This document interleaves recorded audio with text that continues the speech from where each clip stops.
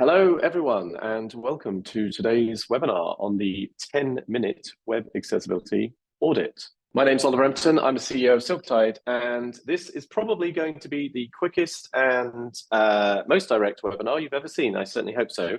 Our intention is very straightforward. We are going to help people test their accessibility with a lot less work.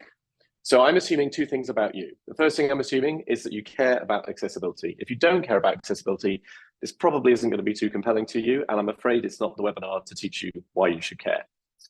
The second thing is that you don't have enough time. I think this applies to pretty much everyone on planet Earth right now, but I'm going to assume it for you specifically. You want to do more with accessibility, but you simply can't find the time to do it.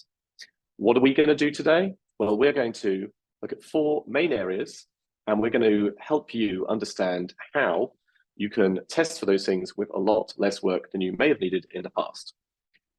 Let me show you. So firstly, we're going to talk about motor impairments. These are things that essentially affect someone's ability to operate traditional hardware, such as, say, a keyboard or a mouse or a touchscreen. We're going to look at visual impairments, which generally affect someone's ability to see something, whether it's as extreme as they are blind or whether it is as simple as they need glasses to use a computer. You may be surprised some of the things that come up. We're going to look at cognitive impairments, which is generally your ability to understand and process information. And lastly, we're going to look at auditory. Now, these are not all going to get equal weight. Visual and motor in particular are going to be tested more rigorously. Auditory is often for most people more of a checkbox and only applies to some sites. Right, that's enough of a preamble. Let's get into it. So for the majority of today, I'm going to be looking at live websites and I'm going to be showing you what we're going to do with them. So the first example I have here is probably familiar to many of you. Gov.uk is a go-to standard for how to do pretty much everything right in accessibility. I am going to have the tiniest bug to bear. It's incredibly minor later on, so stay tuned for that. But basically, if you want an exemplar of how to do this properly, you should probably check out this website. It's great. I'm also going to contrast it with a different website, which is Fake University. Now, Fake University is a complete, you can probably guess, fake university that we have created a deliberately bad website that is riddled with accessibility issues. And it's useful for demos like this because we don't like getting sued by people who have real problems. So we'll dive into that later. The other thing I should point out is I'm going to be installing a piece of software which I would encourage you to follow along with, which is the Silktide toolbar. I'll show you how to do that and how to use it later on. Anyway, so let's get started.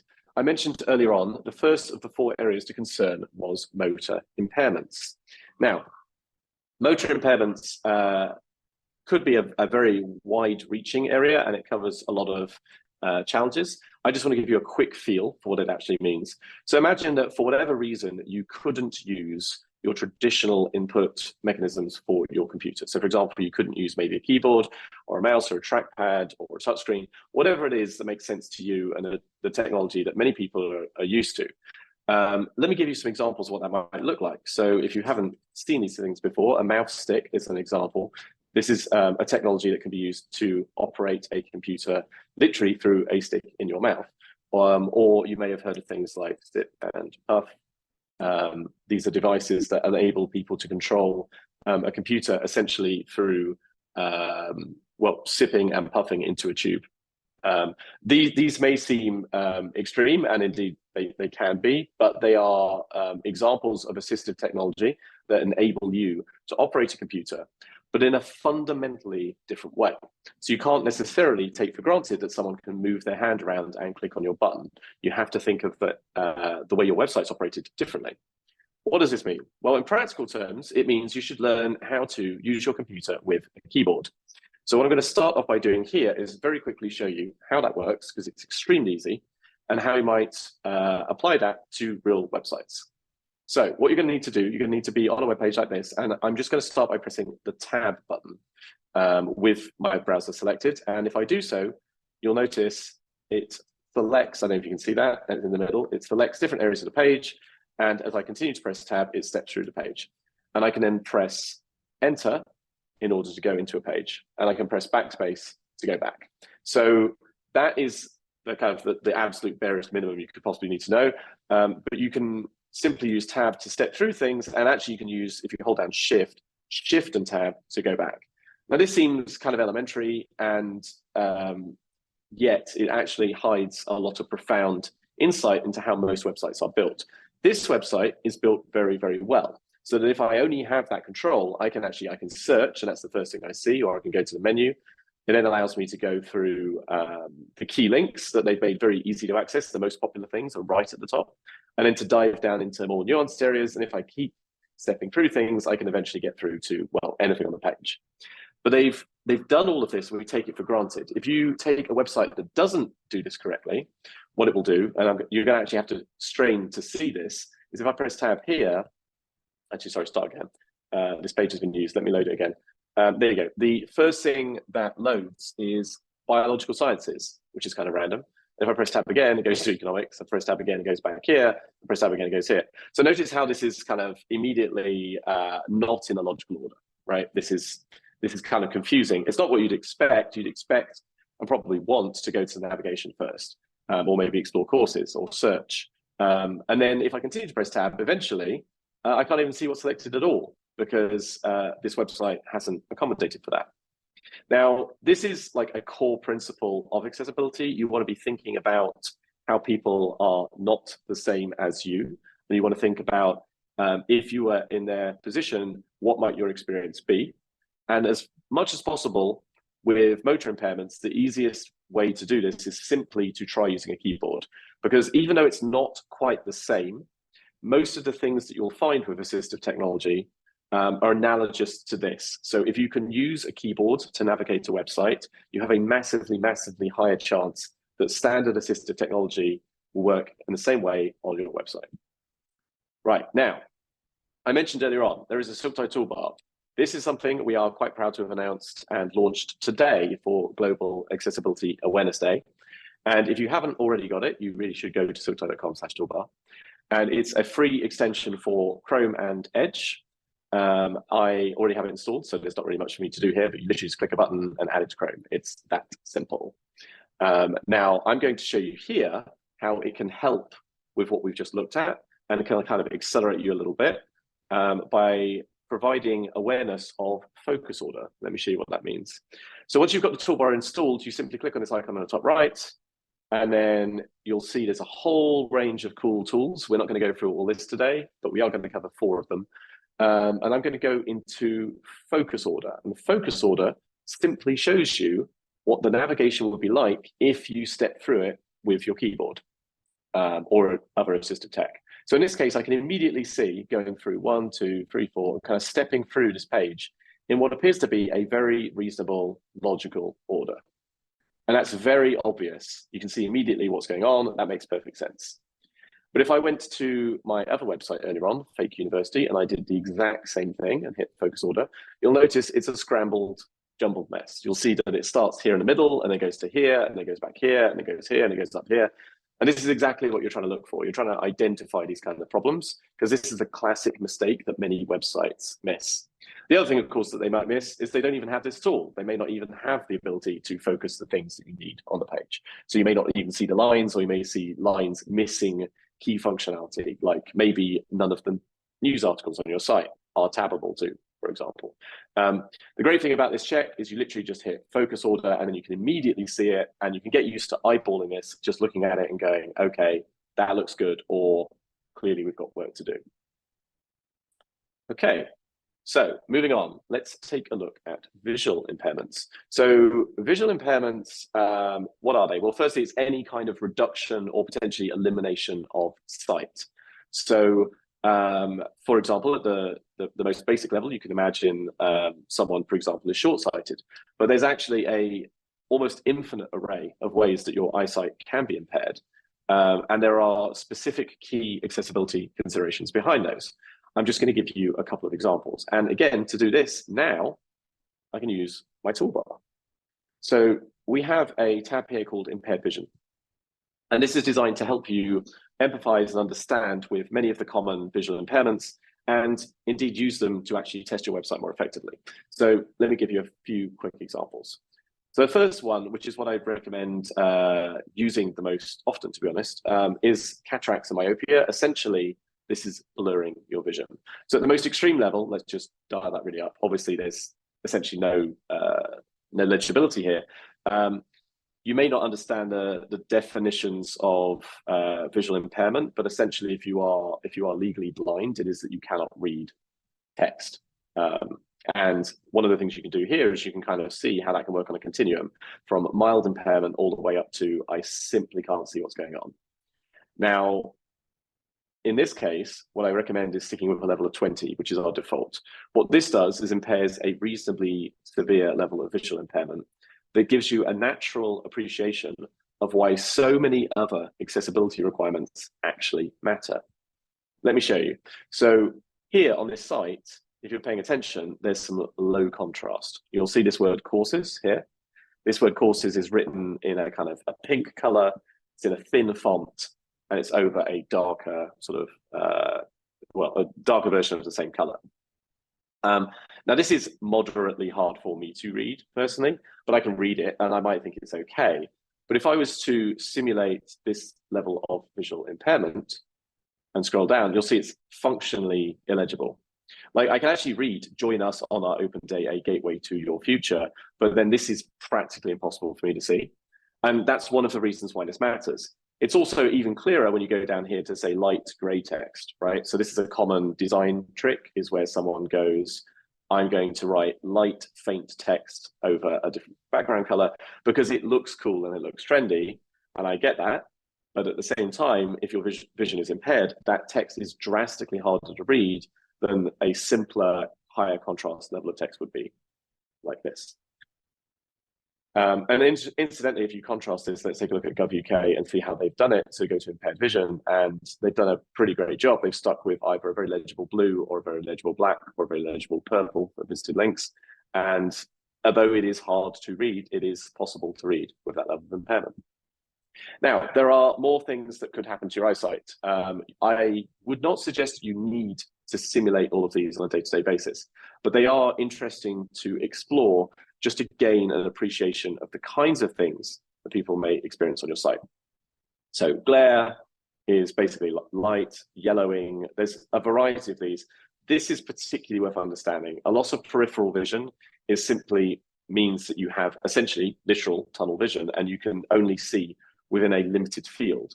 And the reason this matters is because if your design has things in it like tables, and you say have text over here and you have text over here, and there's no continuous line joining the two, you might be reading something over here and then reading something over here, and you can't tell which part joins which part. So this is useful for testing that. But otherwise, I would focus most of your energies on this. Right. One other additional area to consider there, by the way, is color contrast. We provide a contrast checker, which is simply a tool for checking any two colors. So I can pick a color, and it will tell me if they contrast sufficiently for WCAG. And also, you can use this to, in fact, let me show you a quick example of that. I'll go to here. Sorry, the site is deliberately so bad, it's hard for me to find. Say you've got something like this.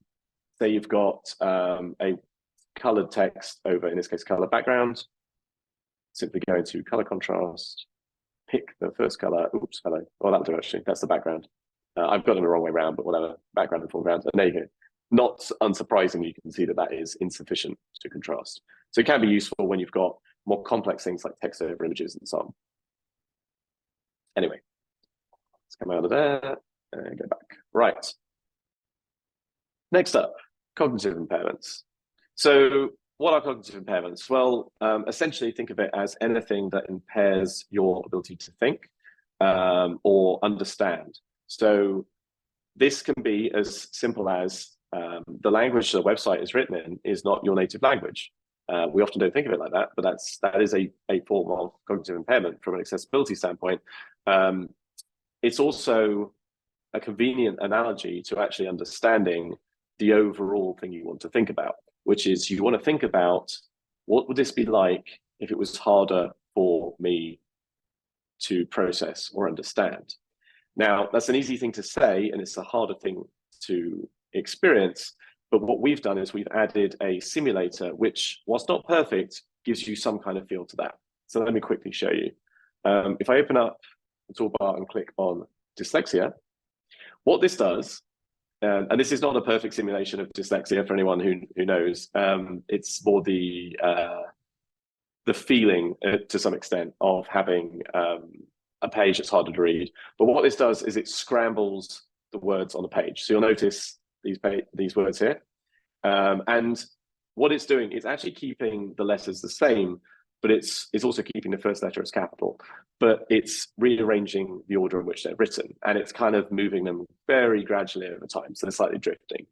Now, the idea of this is you can still use the page. If you look at it, I can be like, what's that saying? Open day. I can figure it out. It just takes me more effort, right? And once you experience a website when it takes you more effort to use it, you start to appreciate all of the useful cues that enable you to avoid that effort in the first place. So what do I mean by that? I mean things like when you're looking at, say, this, does this image here help me understand this text here? Because I can see the image, I can always see the image in this case, but I don't necessarily find it easy to read your text. So does the image support my understanding of the page? Does the layout support my understanding of the page? You know, I'm looking at this, and even if I can't read the words, I can probably guess this is a search with a search box, even if I couldn't read those words. So this is just kind of an empathy thing, but you want to consider how your website would look and how you might want to improve it or accent it with design and, in particular, icons or imagery that support your understanding of the page. And that could be as simple as choosing effective images to go alongside articles, but it could also be things like using effective icons or cues. For example, these little drop-down carrés help to tell me this is a menu option, and I know that when I click on it, it's going to expand.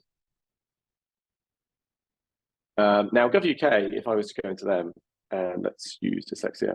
So things that they're doing that are good, they're using capital letters in certain areas to make things clearer. They're using very clear and short text descriptions. The only thing that maybe, and it's honestly, it's a bit of a debate here, maybe could be considered, it's maybe slight visual affordances. They have these icons here for featured. And the trouble here is, I mean, again, I'm really kind of being overly critical for something that's generally doing a spectacularly great job, but you could argue that these icons don't particularly support the featured descriptions. And if I was only able to look at the icons, I probably would have no idea what, say, this generic document icon or maybe the suitcase would actually refer to. Anyway, moving on. So auditory. Now, auditory simply is any impairment that affects your ability to understand audio, which is actually the easiest one for most of us to understand, because almost everyone here has tried to use their phone in a loud environment or in an environment where it's inappropriate to make noise, and so they've turned sound off on their devices.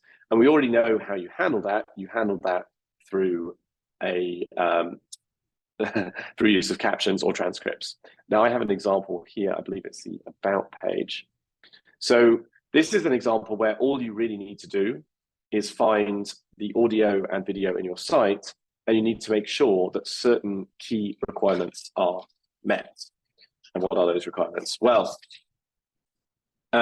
for video, you're going to want captions. If the video is pre-recorded, like in this example, you can look at, say, this is YouTube, and you can see immediately that subtitles and closed captions are unavailable. And this is an immediate accessibility failure if there is important audio in the video, which in this case, I happen to know from personal experience, this video has a voiceover. It has not been captioned, and therefore this video is categorically failing. If you have live video, you can, the requirement for this becomes WCAG AA, which is still very important, but is a lower level of importance than providing captions for pre-recorded video. And then for audio, the requirements are slightly different, because if you have audio only, so say you have a podcast, pre-recorded requires a transcript. Of course, you can't have captions for an audio recording like a podcast, but you can have a text equivalent. So you might have, for example, a link to an audio file here, and you would have a transcript below it. For live audio, that becomes a AAA requirement. So that's to say much less, well, For most people on this call, if you're targeting a legal requirement, the requirements tap out generally at level AA. So there's level single A, level AA, level triple A. And if that's you, then having transcripts for audio that is live is not a requirement. It's just something that's advocated for and recommended. A few things very quickly to cover on that. Many people use AI nowadays to do captions. At least in my experience, this still isn't quite there. Our company, of course, is called Silktide, and it's quite common to find AI transcribe that as something embarrassing like silk ties or silk tide, and there are many other versions of that. And for that reason, you should always review any AI generated transcripts manually before publishing them. Nonetheless, it is very useful to have AI to help you. And again, make sure that they're spelled correctly and actually make sense. You should actually review them again as a human. Right, so anyway, that's the 4 main areas. I want to cover one final thing and just kind of show you a few of the extra bits that are available to you in this toolbar. The thing that you are going to find very useful day to day when you're doing this is the simple accessibility checker at the top. And the reason for that is because it's automated. And what this automated check will do is it will help you find many other areas more quickly than you would be able to test for manually. So as an example, early on, we saw that I used keyboard navigation to go through this site. What I didn't see when I did that was a skip to content link. Why does that matter? Well, let me show you GovUK and what they do properly, right? So if I'm pressing tab here, they have, sorry, start from the top of the page. Here we go. They have a skip to main content link. And this is widely considered best practice. This enables me to simply skip down to the rest of the page, right? So if I'm reading an article and I have a skip to content link, it allows me to bypass all the navigation, allows me to get into the meat that I care about. The absence of this typically requires, so like say here, typically requires that I step through every link on the page. Actually, I can't do it because this site's so bad. Let's do something else. Say BBC News, right? So I have to step through all of these links, which there might be hundreds, in order to get to the actual content I care about. So the presence of a skipped content link is super important, and it's one of the many things that you can get for free when you just go into our accessibility checker. It will detect that. It will tell you if you're missing it. It'll also tell you how to fix it. So if you click onto this, we'll give you code examples, we'll talk about it, we'll give you justification and so on.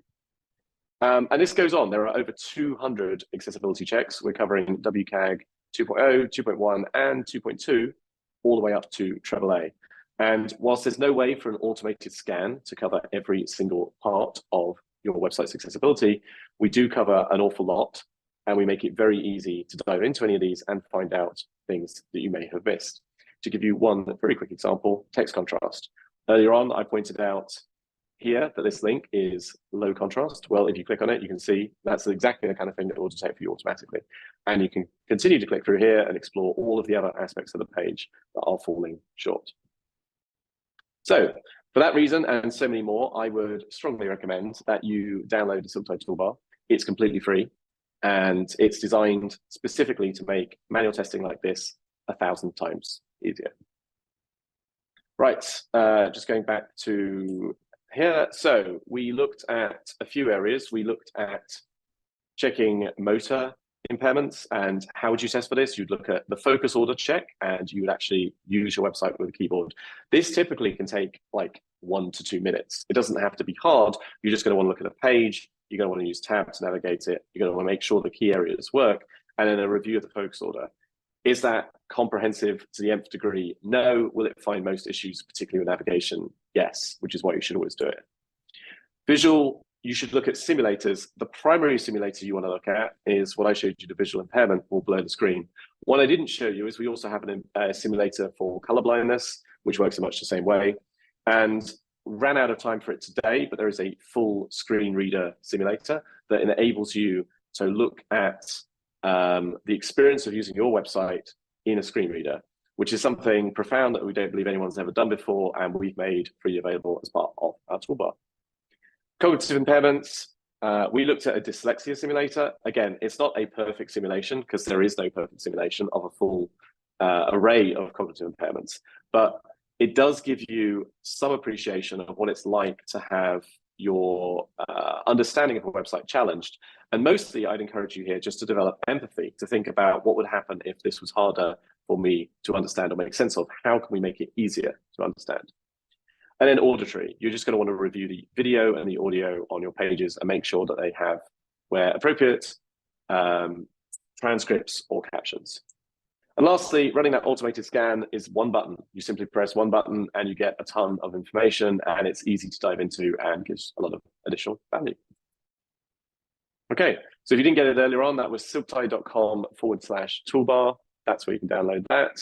I'm going to hand it over now to Q&A. So if any of you have any questions, Jess, I believe you're still on the line. If you have anything there, feel free to read it out. My name is Oliver Empton, and you can follow me on LinkedIn. We have one so far. They were asking whether the accessibility checker works on PDFs. Not at this time. So the challenge for PDFs and a browser extension, as far as I understand it, we don't have an easy ability to inspect the contents of the PDF in your browser, because it's not actually looking at a web page. I may be wrong there, to be fair. I think, if I understand it correctly, Chrome takes PDFs and it turns them into HTML. That's kind of its own renderer.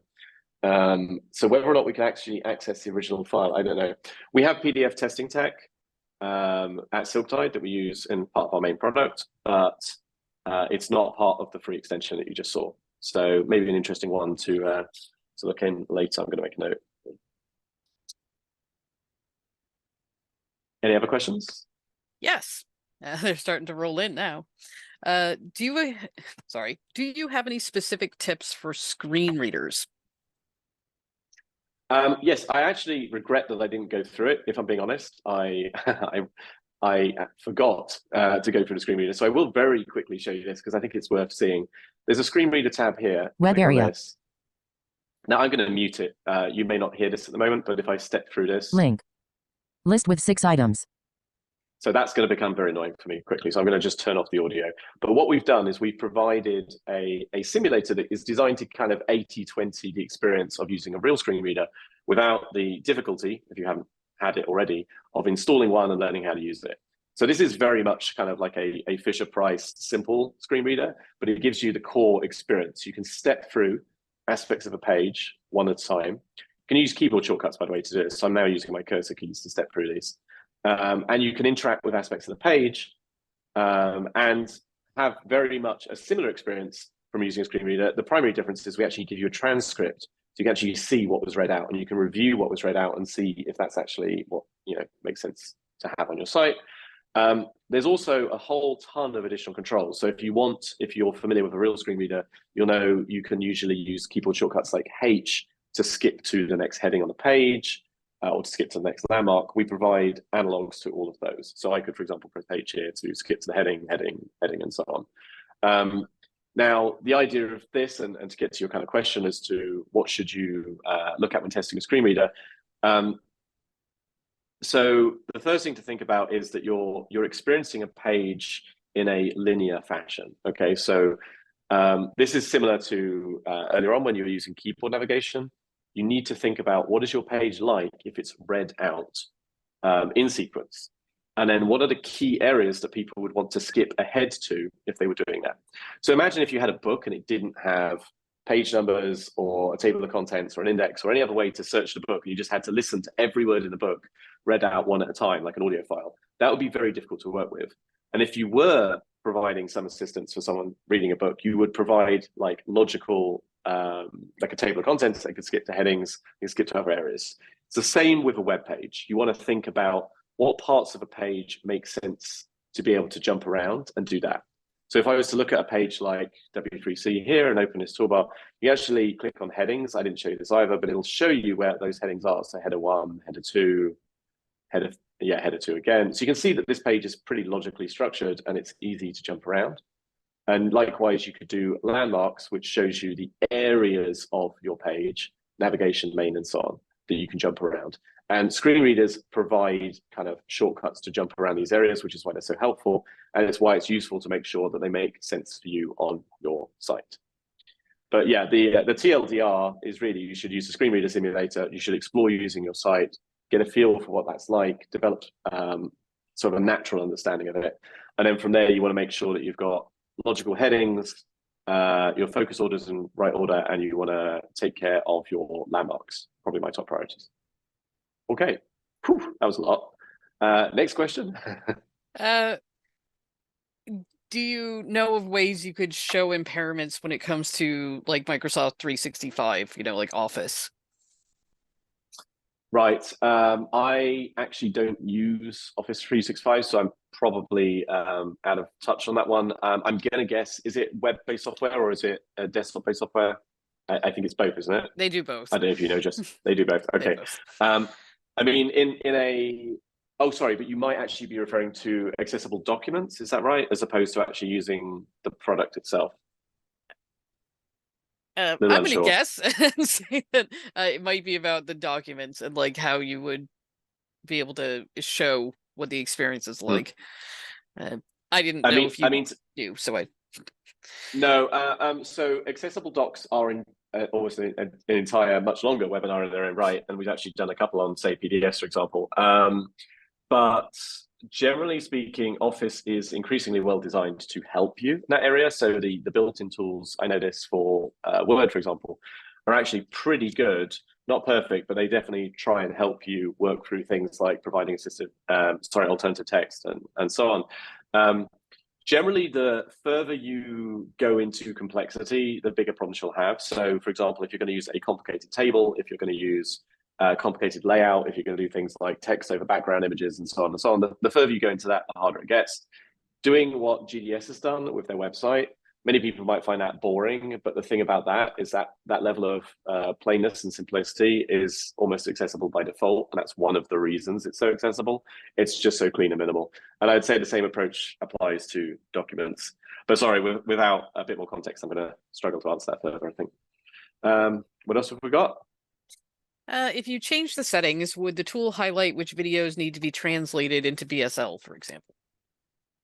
At this time, there are areas which we can't test in the free toolbar for video. So, for example, I know if you go into about this video I showed you earlier, we can't currently detect that this video is omitting subtitles, closed captions, because it's embedded in YouTube and we don't have kind of that access to it. That is something that we are actively researching and seeing if there's ways we can do. For some other videos, we can detect it. So if you embed the video natively, in most cases, we will know that you are not using, for example, properly defined captions. It gets trickier. There are areas where, imagine I had a video and it didn't have captions, but then below it, it had a link to a transcript. That's currently an area where only a human can kind of make sense out of that. AI is advancing pretty fast. I would be surprised if that isn't something that can be automatically checked in the near future, but at least right now, that's not something we can fully reliably determine automatically.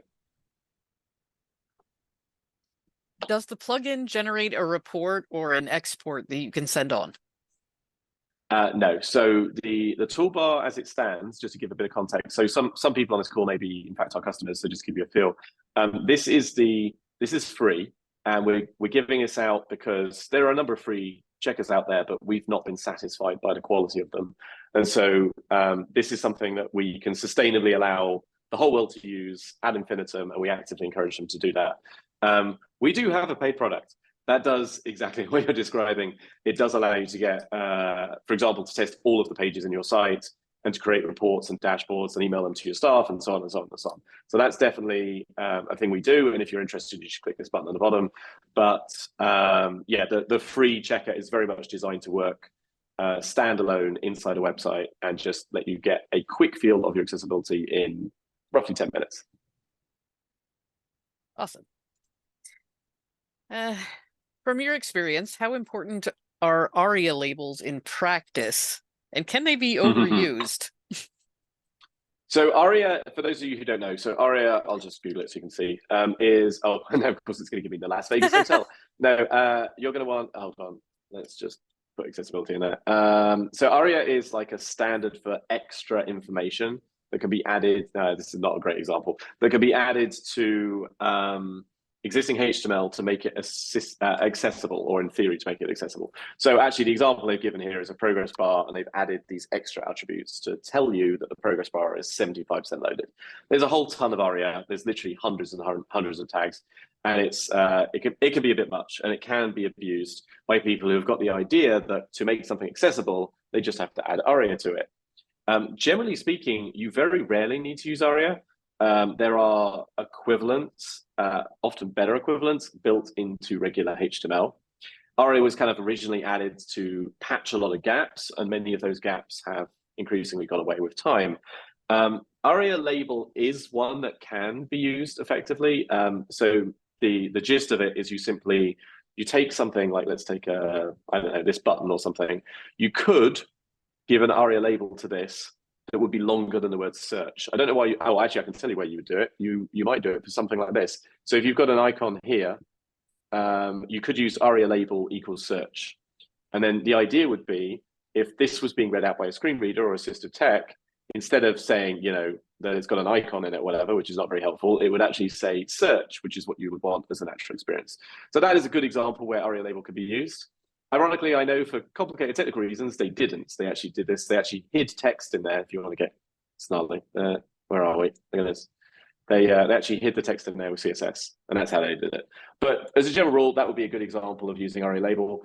If you're using ARIA label everywhere on your site, maybe something is wrong, but I'd have to look at a specific example to get into more advice on that. Oh, let's just give them the ARIA maxim. It's the don't use ARIA unless you need to, always use it when you need to, you're doing it wrong. I like that. That's really good. Yeah, I'm going to steal that one. Do you have a toolbar for Firefox? Not at this time. So the simple fact of the matter is we have to prioritize where the audience is, and Chrome, building a Chrome extension gets us Chrome and Edge, because Edge uses Chrome extensions. And those two browsers are in the kind of like 80% roughly of people. We have to do quite a bit of work to get it working in Firefox. It is going to happen. It's just obviously we focused on launching to the largest audience at first. But yeah, it is on a roadmap. It's going to happen one day. And for the same reason, we're also going to support other non-English languages in the future. But right now, it's English only. VoiceOver and NVDA have a links menu, or the rotor, that's good for scanning poorly named links. Does the plugin have, or will we be adding the function? You know what? At this time, we don't have links. That is a good one to add to our list. So we have just about everything else. So for example, you can look at, I showed you headings, or my favorite actually is alt text. I didn't show you this, but it's really great. If you've ever used a website and you want to find the alt text, let me show you this. So like this is BBC News again, it's my go-to news site. And if I go to alt text, look at this, we highlight and show you the alt text on the images as you scroll through, which is so useful for seeing where they're in place. So if you've ever worked with any other tool for doing the same thing, we think this is a great way of doing it.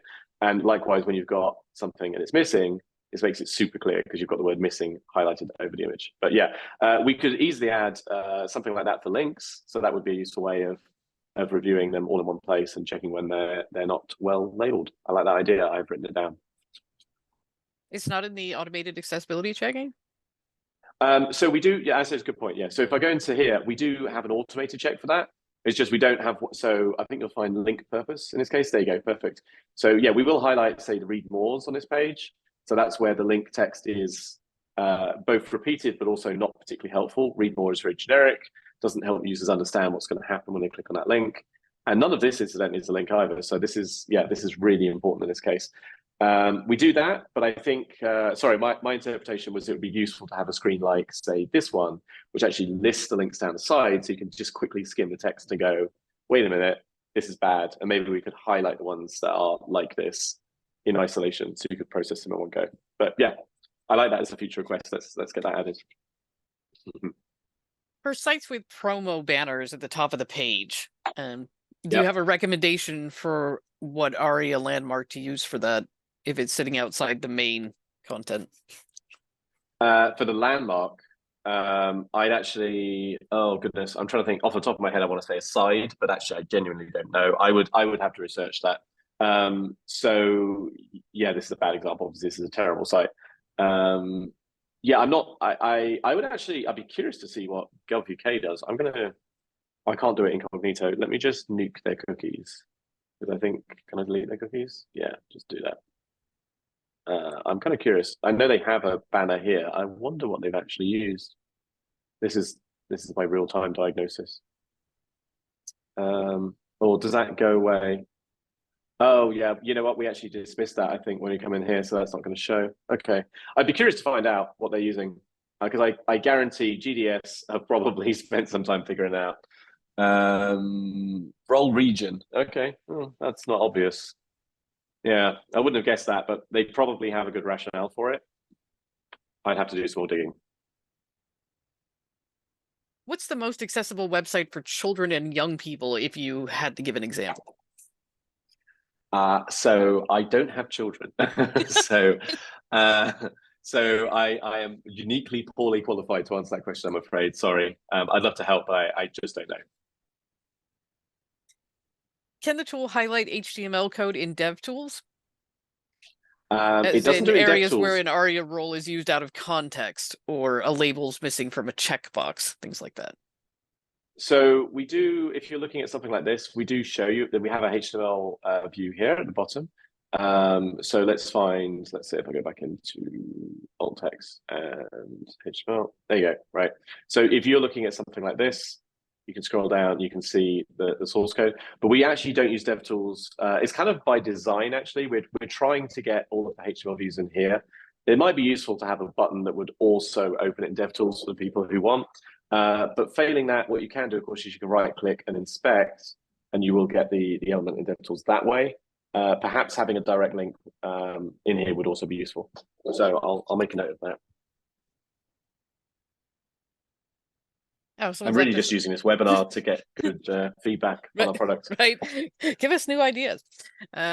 Gary's left us a nice comment saying, "This is brilliant. I used to use your old simulator to show the impact of bad docs, but this is going to be so useful for teaching digital accessibility to staff and students." Oh, wonderful. Also, another thing, by the way, if you haven't noticed, I'm just going to, it's really subtle, but that's Jess who's talking right now. That's her in the corner. And we actually put a bunch of Jess's very helpful accessibility videos right in the product. So if you're curious about how to make images accessible and all the rest, there's one-click link into those. I'm Jessica Chambers from Soaptide, which you should totally check out. But anyway, sorry, I'm just pimping your stuff, Jess. I thought you'd enjoy that. That is one of the better videos. Does Soaptide allow you to scan your live web pages to find a particular word or sentence or term in your web estate? Yes. Short answer, yes. Outside the scope of today's webinar, because we're looking at our free tool, but yeah, the paid product has the ability to search for words, for phrases. You can even set up complex things like regular expressions. So you could, for example, find if a word was used and was followed by an apostrophe and an S or something like that. You can look for all sorts of things if you want to go there. But that isn't the free extension that's available in our platform. That's correct. So the free extension is purely focused on this kind of accessibility experience, but our paid product does include, among other things, policies which allow you to say, I don't know, say the word fake university, say that's your name. You might imagine other people could call it the University of Fake, for example, or fake university is one word instead of two, or whatever it might be. You could actually define those kind of rules and then have them automatically checked. So that is something that we do, yeah. And we default check for profanity. Just going to put that out there. That's correct. Oh, they said, great, we actually have your paid product. We need to go deeper into it. Reach out to support. We will help you.